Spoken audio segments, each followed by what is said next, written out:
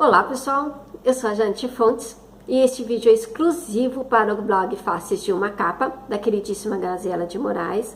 Ela me convidou para responder algumas perguntas dos leitores do blog, dos seguidores do blog. E então eu fiz um primeiro vídeo fazendo este convite e agora estou novamente por aqui para responder então as perguntas que foram deixadas lá no canal do YouTube do blog Faces de uma Capa. Tá?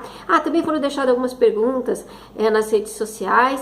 Eu procurei anotar todas as que eu vi. Desculpem se eu esqueci de anotar alguma pergunta, porque o pedido foi para que deixassem as perguntas lá no canal do YouTube, mas algumas pessoas acabaram deixando nas redes sociais, né? Então, todas as perguntas que eu vi, eu procurei anotar, tá bom, gente?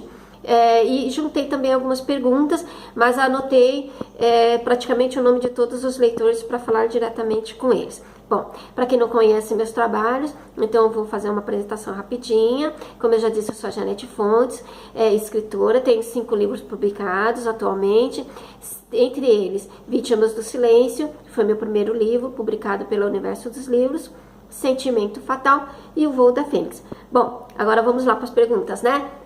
Bom, a primeira pergunta, então, é da Márcia Lopes, e ela quer saber o seguinte: qual o compromisso que eu tenho com o leitor e o que eu desejo passar através da minha literatura. Bom, Márcia, o meu compromisso é tentando sempre levar uma leitura, um livro, uma obra da melhor qualidade possível, né? Eu procuro pesquisar muito, muito mesmo sobre o tema que vou desenvolver. Então, assim, e pesquisa antes, durante todo o trabalho da obra. Então, isso, procuro ler muito, pesquisar muito. E o que eu quero passar? Bom, em primeiro lugar, entretenimento, né? Porque nada melhor do que uma leitura para a gente se entreter.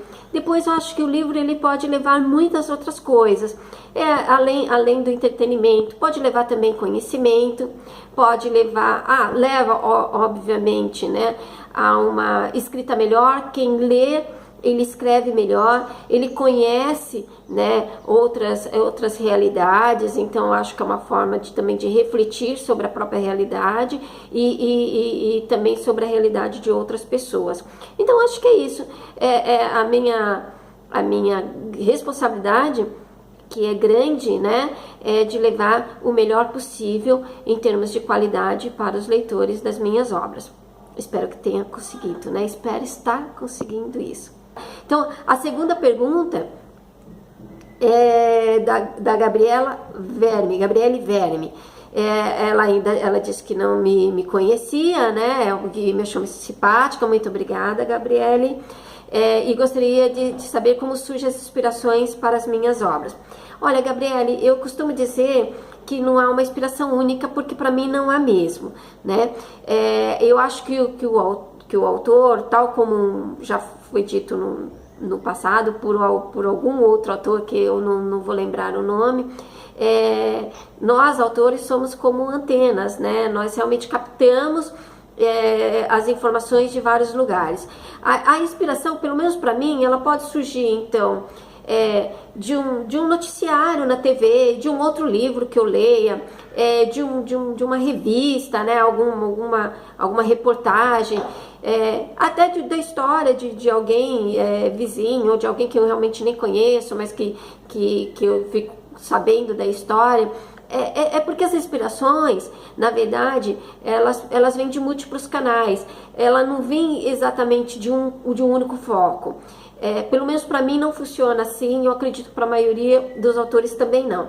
Então, se você queria saber se existe alguma relação direta com algum autor, não, Gabriele, não existe, tá? As inspirações, elas realmente vêm, né? E isso vai sendo formado na minha mente. Eu vou formatando a história até o momento que eu as coloco no papel. Tá? Então ela não tem essa relação direta. Espero ter respondido sua pergunta. A terceira, que infelizmente eu não anotei o nome da leitora, mil perdões mesmo. Ela pergunta como eu vejo o preconceito dos brasileiros, e a segunda parte da pergunta Ela quer saber sobre o Bob Dylan ganhar o Nobel de Literatura, seria uma expressão de escritor, o que, que eu acho disso? Bom, então, respondendo a primeira parte da pergunta, como eu vejo preconceitos brasileiros em relação à literatura nacional, bom, eu só posso lamentar, né? Como autora, eu só posso lamentar. E digo que o leitor brasileiro, ele perde muito também, né? Não é só o autor que perde vendas por isso, não. O leitor brasileiro, ele perde muito. Porque, veja bem, tem muita história super bacana, muito livro super bacana, onde as histórias são ambientadas no Brasil, né? Em cidades brasileiras. Então, assim, é um pouco da nossa cultura que é passada ali, cidades que o leitor muitas vezes realmente não conhece e que ele passa a conhecer, né, mediante a leitura de um livro. Enfim, os personagens são a nossa cara, a se sentir mais próximo dos personagens, eu costumo dizer. Então, eu acho que está faltando aí o próprio leitor perceber, porque existe, gente, vai atrás, tem muita obra com muita qualidade, tanto quanto ou até mais do que obras estrangeiras. É só uma questão de dar uma chance mesmo para os autores brasileiros, e vocês vão perceber isso, que eu não estou enganando ninguém, não. E você vai descobrir o quanto é bacana você ler e você sentir realmente parte da história, né? Tão próximo do personagem que pode ser pode se sentir como parte da história. Bom, e o que eu acho do Bob Dylan ter ganhado o Nobel de Literatura? Olha, eu não conheci o Bob Dylan como escritor, né? Na verdade, são as letras das músicas dele que fizeram com que ele ganhasse o prêmio. E eu não sabia, não sei se é ignorância minha ou não, mas eu não sabia que letras de músicas poderiam, né, levar um cantor a ganhar um prêmio, né? Eu achava que o Prêmio Nobel de Literatura era para livros. Vai ver que não, né? Que eu me enganei. Paciência. Eu só acho que fica difícil a disputa, né? Deveria ser realmente um prêmio só para literatura, não sei, enfim. Paciência, tá? Eu não vou esticar muito esse assunto, porque já ganhou, né, gente? Não adianta a gente estar reclamando disso. Eu acho que sim, que temos que questionar. É para isso que foi feito o prêmio? Não é para isso, né? Mas não vai ser essa pobre mortal aqui que eles vão ouvir, né? Então, eu acho que pessoas que têm mais influência aí, autores com muito mais influência, poderiam e deveriam sim questionar essa questão do prêmio, porque eu acho que o entendimento geral era que a premiação era para literatura, escritores realmente, tá? Bom, a quarta pergunta é do Livros e Tal, blog Livro e Tal, e ela quer saber, a blogueira ou o blogueiro, se eu tenho uma mania para escrever e algum costume. Bom, mania para escrever, eu acho que não tenho não mania para escrever. Eu procuro escrever todo dia um pouquinho, né? Deixo lá o capítulo aberto e releio quase que diariamente. Eu releio o capítulo que eu parei.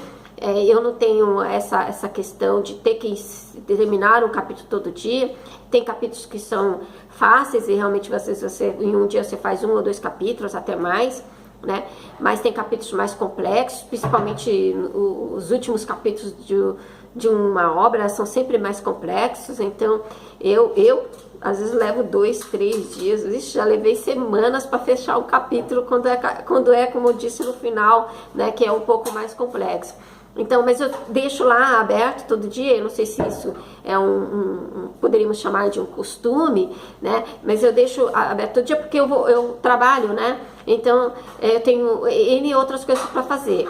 Aí eu tenho, sim, é uma mania de deixar várias telinhas abertas no computador, e uma dessas telinhas é a telinha do capítulo do livro. Então, conforme às vezes vem um pensamento, alguma coisa, eu vou e coloco lá. E na hora que eu estou realmente mais livre, mais descansada, eu procuro desenvolver o capítulo. Mas geralmente esse horário mais tranquilo, ele se dá durante a madrugada.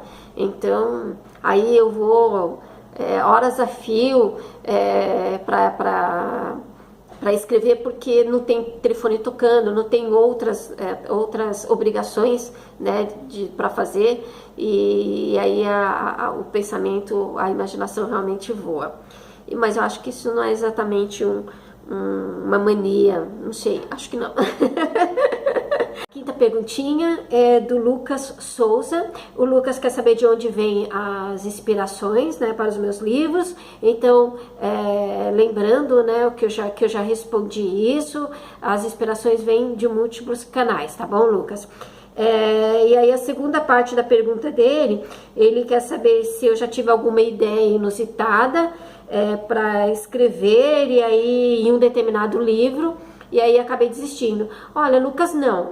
Que é o seguinte, se eu tenho alguma ideia inusitada, ou se eu tenho algum tipo de pensamento mesmo, algum texto que eu acho que naquele contexto do livro, naquela obra, o livro não se encaixa, naquele capítulo, por exemplo, do livro, aquela ideia não se encaixe, eu geralmente anoto, eu guardo, né, porque pode não servir para aquele capítulo, mas servir para algum capítulo mais à frente, ou não servir para aquela obra, mas servir para uma outra obra, né, então assim, a princípio não tive nenhuma ideia inusitada e que eu tenho simplesmente descartado, de repente por achar absurda, tá, se eu tiver alguma ideia que eu acho legal, com certeza eu anoto, porque na frente, né, em outra obra, pode ser de alguma forma aproveitada.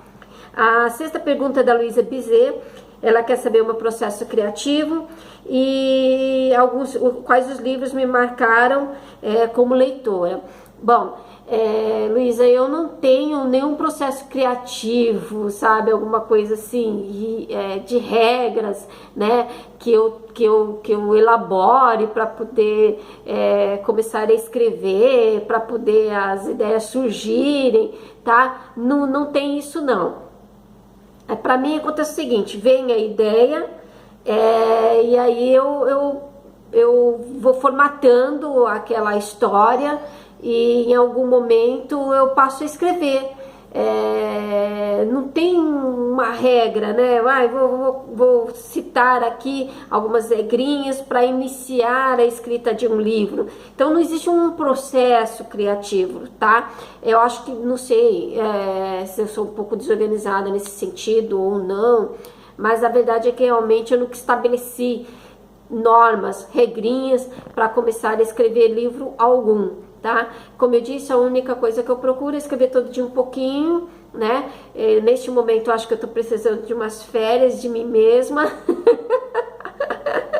Tô precisando de um descanso, porque a partir do momento que a gente começa a escrever, nossa, é complicado, porque aí as ideias vêm e você perde horas, muitas horas de sono, às vezes durmo muito tarde, né? Durmo 3, 4, já chega a dormir 5 horas da madrugada, porque você não quer perder aquela inspiração toda que às vezes que tá fluindo naquele momento, né? E aí você acaba realmente perdendo. Na verdade o sono nem vem, né?